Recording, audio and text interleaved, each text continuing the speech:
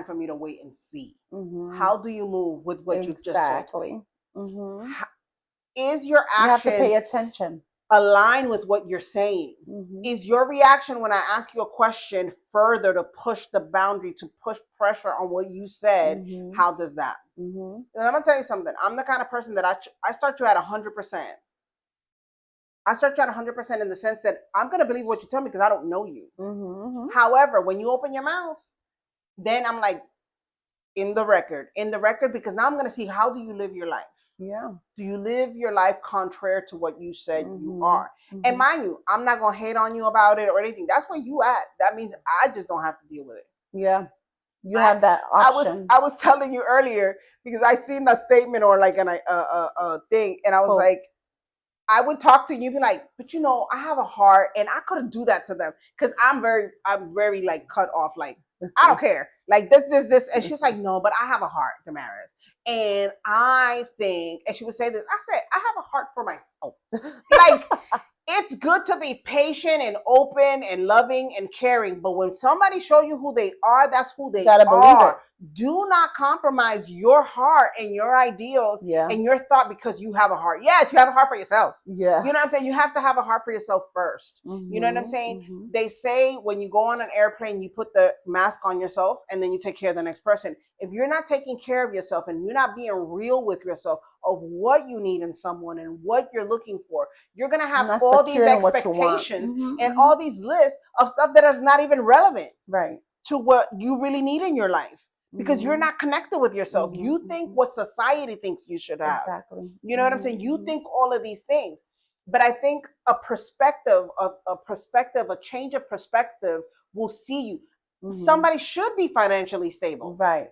But your perspective can be very misleading. He must have this amount, or he must have this, but he can have that amount, but he's a gambler. He uses his money, frivolously. He spends it crazy without a plan. You know what I'm saying? So not all the time, just this is it. You need to have more than that. Exactly. Right? I've come across people that that are in relationships but they're older. So what happens that they've been dealing with the red flags for a very long time. Well, not this point. I don't even know the red flags in that situation. And they settle. But they settle. So I've heard people say, well, we have kids together. We've been, I don't know, 40 years, 30 years together, married. Now we're so used to each other and this and that. At the end of the day, I think that everybody has a way of being able to change that. You understand what I mean? There's things that you've been that's why I say that you have to balance the pros and the cons, right? You accept as much as you can, but when it compromises your health, your mental health, your emotional, your everything that's in you, then you have to reevaluate yourself and your situation. Not to say, I've always said, I'm not the type to say, oh no, let go of that person. Never. I've always said, have you done this? Have you tried this? Because at that point, you already ignore all the red flags. You're already in it. Yeah. So listen, have you done this? Have you thought about this? Have you prayed about this? Have you tried this? If you've already tried it all and it's compromising your whole living, then it's time to make decisions. Yeah. Because at the end of the day, you've already accepted all the red flags. You're already in it. Yeah. But I think that when you recognize the red flags early on, especially after we've gone through it for so many years with different people, then that means that you have to pay attention to those red flags.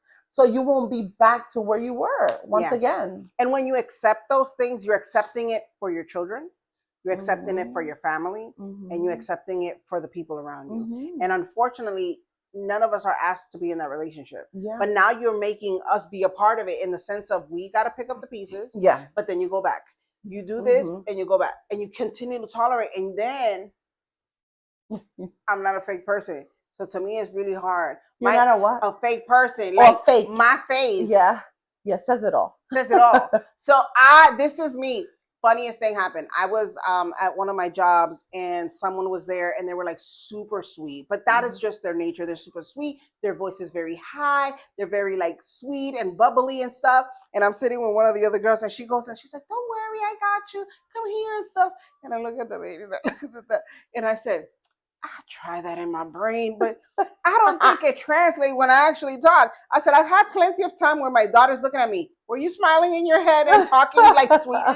She's like, yeah. She said, because it wasn't really translating when you were It talking, wasn't. And so the thing about it is with that, I say all that to say that every decision that you make, you're not the only one gonna deal with the consequences of that decision. And if you have small children, you got to take that into consideration. Not only that, you pass those things to your children too, and they think that it's okay. Yeah, and those it's not okay. Those are generational curses that you pass on. And how you deal with stuff and how you portray yourself, your kids will pick up on that. Yeah, you know what I'm saying. Absolutely. My daughter is one of the strongest people I know, but I also know there's certain parts of her that make her a little bit insecure. Yeah, because she feels like she needs to be in control. Yeah, and so she's had to now. Thank God she's doing it earlier in her age. Had to face those places where I'm not always in control. And thank God her relationship with the Lord is much different than mine was at that age. So I did a lot of damage to myself, right? But I can see where she's extremely strong. She's very opinionated. She's very, she has a direction where she wants things to go to. And that's something that now at the age of 20 something, she is working with God, but she's working it at that age. It took me 20 years plus to work on those things. So we have to understand that the way we move in relationships, our kids will pick up good traits, but they will also pick up bad traits, which turn around to become red flags for other people. And it will keep sometimes certain people away from them because they're seeing them from that perspective, right? And so we have to take all of that into account. Red flags can come in different ways. Many different ways. Are they consistent? Do they come on time? Drives me. And it's crazy because God gives you the opportunity to let it go, do an escape. He always gives you an escape. How many times God told me in situations, Sarai, this is not it. This is the minute that I'm giving you to go. Just go. Take your car. Let's just go. Listen, I tried leaving twice in a relationship that I was. I got my car. I'm like, listen, this is not going to work. I'm gone. Listen, then I would go back when I was in my consequences. I'd be thinking, damn, I should have taken and just kept on going. I should have not answered that call. I should have just kept going.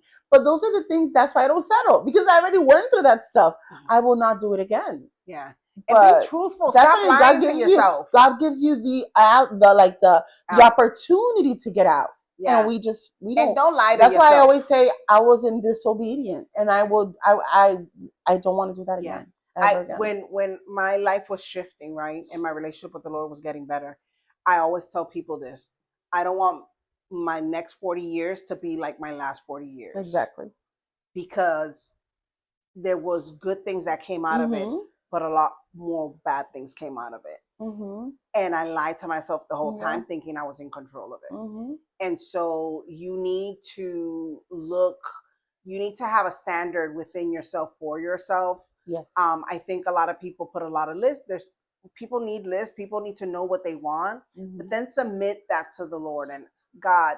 Are these the things that I need in my life? I think that I need them, but is this what you think I deserve and what I need and what I can work with? And when I was in therapy, when I was having all those abandonment issues, and I was like, I've never felt abandoned a day in my life. Then come to find out, these were things that God was purging out of me by being in relationship with this person, right? Being with this person was triggering certain things in my life. And then the person showed his true colors. You know what I'm saying? I had another person that faith-wise, we aligned really well. But there was other things that to me something was off. And I told my sister, I'm like, oh my God, I can talk to this person, and I can just talk about God or what I'm thinking, what I'm feeling. And the person's not thinking that I'm too churchy. You know what I'm saying? And then when I was a little ratchet, he was like, I got you, girl. It was such a great dynamic. Yeah. But then there was something that was off. And I kept telling the girls, yo, there's something off. There's something off. There's something off. And lo and behold, and I was like, I knew there was something off. But I listened to it. I didn't just I enjoyed the dialogue and I enjoyed all of that stuff. And I learned so much about myself.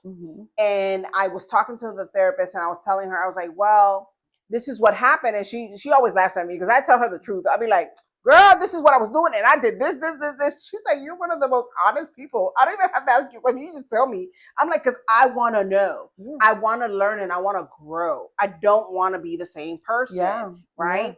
Yeah. And so, and she was like, what does your list consist of? And I was telling her and stuff. She's like, okay. She's like, those things.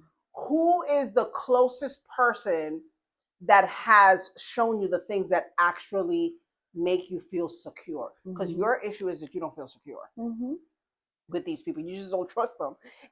And you don't, and you're always trying to see, are you going to live up to what you say? Yeah. And I said, well, the only relationship that I've ever had where someone has been consistent has been my relationship with the Lord. She's like, well, you're never going to find another God. Yeah. But you can take some of the stuff that God has made you secure in that you're going to seek out. So if God has made you secure in this area, then that is an area you need to, when you talking to somebody, how do they move in that area in their life? Not how they move it in your life. Yeah. How do they respond in those areas in their life?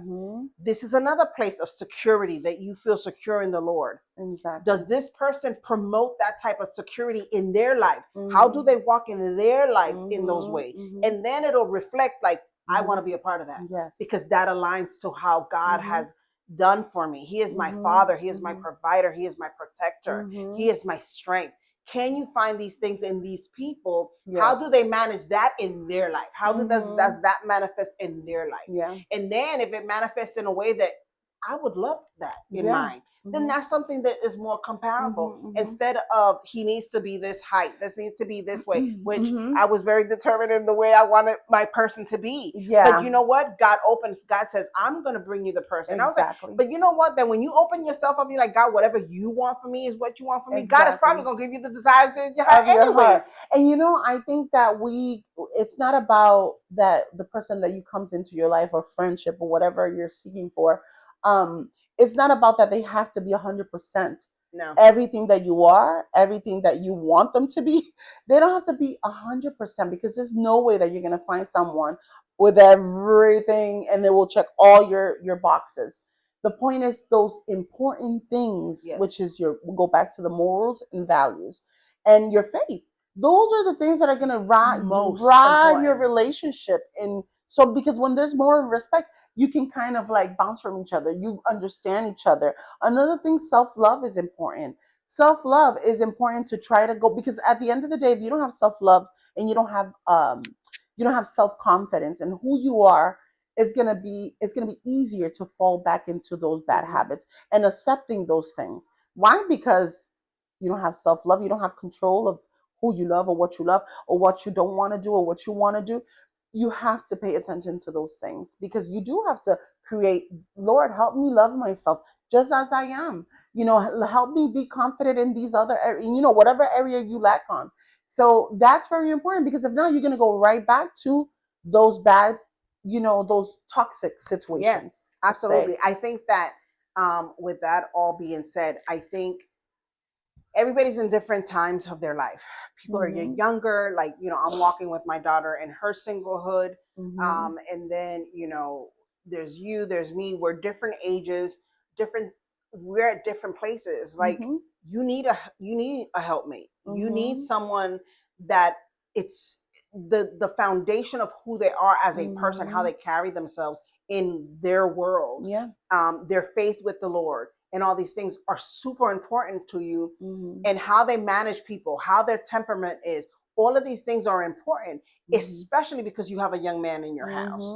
And whoever comes into your life is going to be influential. He doesn't need a dad. He has a dad, but you still need somebody that is a person of character that is going to be able to do that. And you need a person of character even if you don't have children. But I'm saying sometimes when you have children, the dynamic changes. The dynamic change. When my kids were growing up, unfortunately, since I was the one that kind of was with my kids all the time and stuff like that, I just wanted the person to be kind and be good to my kids because everything else I had it handle.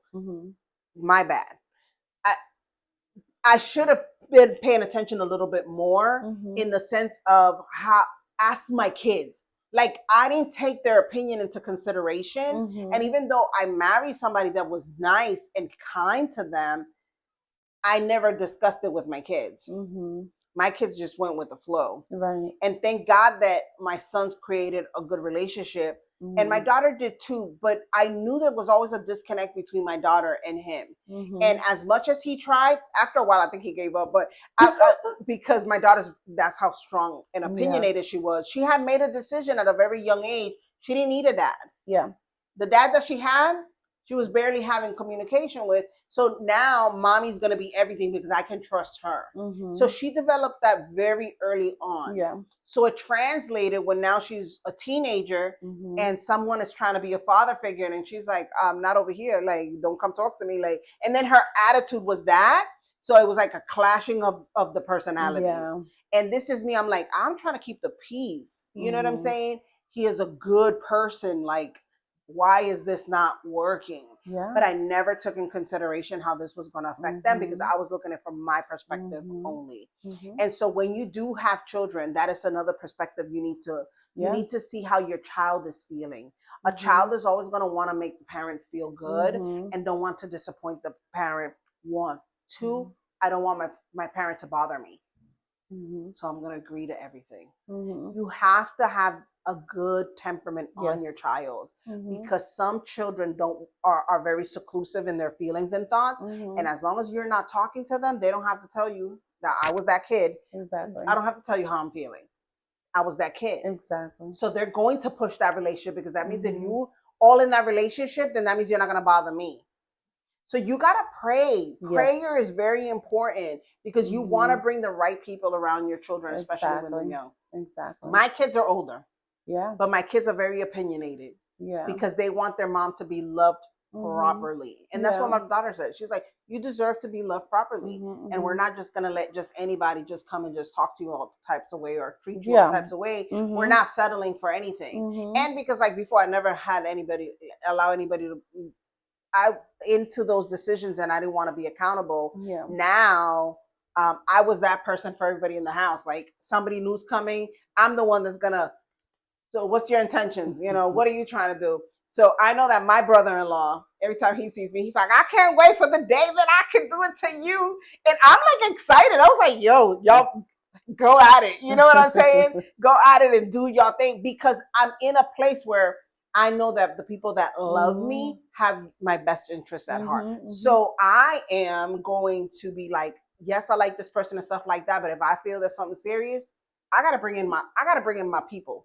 I gotta bring my protection into play because when you are in a relationship, you see this, you don't see this. Yeah. And somebody from the outside that you truly love, that truly has your best interest at heart. Not everybody, but are out for your safety are gonna tell you, he's nice. Yeah. But let's pray and let's see. I can't put my finger on it. And don't be offended by that. Don't be offended. Don't take offense to that. Be like, yo, exactly. This is the people that are going to share my life. And if they can't be a part of it, then it's going to defeat the whole purpose. Exactly. And those are the people that you actually want to keep close because those are the people that are that know you the best and that will tell you exactly if it's really the person for you or not, you know? Yeah. Absolutely. And so it's in that, like when my kids were growing up, especially my daughter, I used to be like, when you are in a serious relationship, can I be like the manual for your mate? Because I know her. You told her? Yes. When she was younger, she was like in middle school or something like that at the beginning of high school. Once she was giving me a hard time. Oh my God. And I was like, dude, like, can I be like when you get married, like you serious, can I be the manual for you for your mate? Can they feel comfortable enough? What was her enough? answer? She said, yeah. Yeah. She said, absolutely. And she was in a serious relationship for a while. Yeah. And he would call me. He'd be like, what am I supposed to do? I said, honey, let's pray. I'm like, this is the way you need to address her. Yeah. Because if you don't address her that way, this is what you're going to get. I said, because after you've done this, she'll feel comfortable. You know what I'm saying? And this is before she did her work. And this is before she worked got more, and stuff. You know what I'm saying? But still to this day, her and I still be having conversation. It'd be 12 o'clock and I would be like, yo. And I said, but you can't do it like, you got to be this way and this way. Right. She's like, I know you're like the third person that's told me that, you know what I'm saying? So I will do that, you know? but I love the fact that she's Yeah. that way. Yeah. You know what I'm Yeah. saying? And so I've had the same conversations with my daughter-in-law. You know what I'm saying? And I've had conversations where my son and my daughter-in-law is there, and she is just letting it go in front of him. She doesn't go behind his back to talk. She's like, "Ma, I feel like this, like this, like this," and I don't think he. And I'm like, "Okay," but you know what she knows? That my goal is their unity. Exactly. My goal is for their relationship. It's not about what I want, what I don't want. My son is right, my son is wrong. It doesn't matter. At the end of the day, what is going to make you guys get closer? Exactly. But if you can have a safe place with somebody that's mature, that loves you and protects you, I'm going to say, dude, I don't think you should have done that way. I need you to see it from this perspective. Because as long as she's saying, hey, look at it my perspective, he's like, I got this. Okay, we know you got it. But she needs these extra steps to be completed in order for her to feel okay. You know what I'm saying? So I'm happy that at this point of my life, I'm able to sit back and be that person for them. However, I know that I wasn't that for me. You know, I wasn't like that for myself, and I didn't take them into consideration when they were younger. So that is something, if you do have children, to do. It's very important to take them if you don't have small children, you have older children. Older children get very opinionated as they get older. No, don't worry. The young ones too. Nowadays, the little ones big. Too. Yeah, they feel like they have a say in everything. But at the end of the day, you can shut them up. But the older ones, you be like, you gonna do what I tell you to do. What I tell you to do. Them, right? You kind of tell them, I'm gonna do what I'm gonna do anyway. So just mind your business, mind your place, okay? When they're older, that goes so far. You know what I'm saying? That's true. That goes so far because there's a different respect level. You know what I'm saying? And now you can't. And they can choose to say, yeah, they don't live in your house anymore either. So yeah, but you know, but that goes back to the healing and being self-conscious and knowing what's best for you and stuff like that. But if you're gonna stay in that ego place all the time, that's a red flag. Yeah.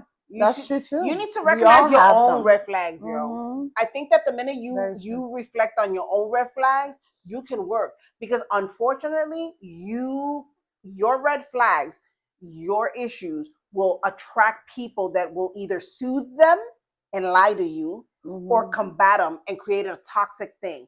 And there's something true about soul ties.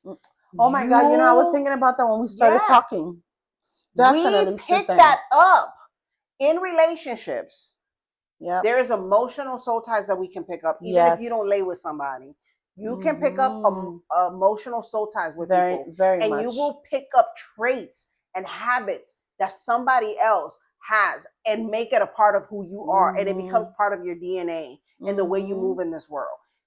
Let's take it another level. Now you are sexually involved with this person. Not only are you emotionally have soul ties, but now that has deepened and taken ground in your life. And now there's parts of you that are moving differently in this world. Yes. You know what I'm saying? You have habits and tendencies that are not right. That's why it's so careful who to choose. And then it's like, yo, I would have never considered this before, but now I feel okay with it. Because you're carrying somebody else's thing. You know, this is the reason why we talk about doing your work. Listen, I was going to tell you to talk of the world. Let's talk about that. You know what I'm saying? So true. Let's do our work. It's very important. It doesn't stop with, God, forgive me, I'm a new creation in Christ. There is work to be done. Yeah. There's untangling that needs to be done. Yes. There is freedom that needs to be done in your mind, in your heart, in your body, in your DNA, in your soul. Right? Yes. You know, things that you have brought into promiscuous. I became promiscuous because I was with people that were promiscuous. You know what I'm saying? You had tendencies to have all these different thoughts that never you were ever exposed to, but all of a sudden these thoughts are coming out of nowhere that you never thought of. Why? Because you don't know how everybody lives their life, and you don't know what they're exposed to. So now they're connected to you in your soul, in your body, in your DNA, and now you carrying a piece of who they are in you. You are. You have to pray that. You have to fast that. You have to rebuke that. You have to get deliverance on that. You got to work on that because there's things that we carry and we don't even realize. And you have to believe it. It's so true. A lot of people don't think that is true. So true. It's just a myth. No, it is so true. Take an inventory of who you are. Yes, absolutely. What you didn't tolerate to the stuff you're tolerating. Yeah. how your behavior has changed, how your Mhm. heart posture has changed, how your mind has changed. Mhm. Now Mhm. things that were a no for you now is okay. Uh-huh. How is it affecting you when you made that an okay? Yeah. When you made that okay, that means now Yeah. you're accepting things in your life that were Mhm. unacceptable before, but Mhm. now they're okay. Things Mhm. that are compromising you as a person, Mhm. as a believer, as a woman, as a man, as Yeah. your character is being compromised. Yes. No, your Yeah. self-worth, no. But you Definitely. do, it chips at the person that God has created you to be. It does. So, with that being said, please keep in mind that we have our own red flags. Yes, we do.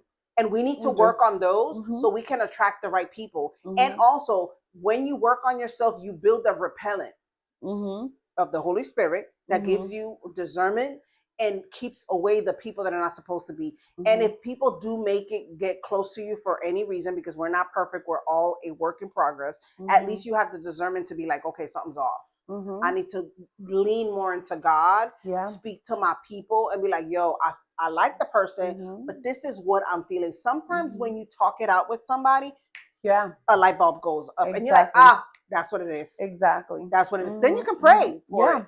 And then you can be like, God, is this something that you can work out of him, that you can deliver Mhm. him for? Or is Mhm. this something you want to deliver me Deliver me. I from? was just telling my friend the other day, I was like, every time that we pray to God every day, is we have to ask for forgiveness and we also have to ask for deliverance, Yes. because in any given point we can have something to that attaches to us in a conversation, in being present of someone that's possessed. You never know, it can attach you, and if you're not spiritually in that state of of that feeling of being spiritual and being aware of those things, you can definitely be absorbed from those things, Yes. for sure. Yeah. So every day is like you have to ask for forgiveness, for Mm-hmm. deliverance, because we at some point in throughout our day we're going to confront some situation that can also draw us back to that, so Yeah. that's And when you're doing all of that, mhm you don't have to be so defensive. mhm You don't have to be, yes, you're always on guard, yes, all of these things, but you don't yeah have to come across that harsh.